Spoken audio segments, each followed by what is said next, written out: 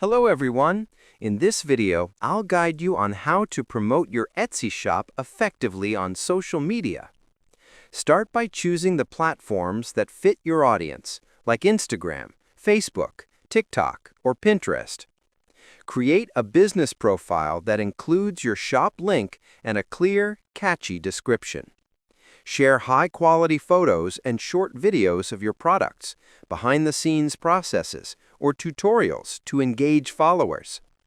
Use relevant hashtags, captions, and stories to reach a wider audience, and post consistently to stay visible. Engage with your followers by responding to comments and messages, and collaborate with influencers or similar shops when possible.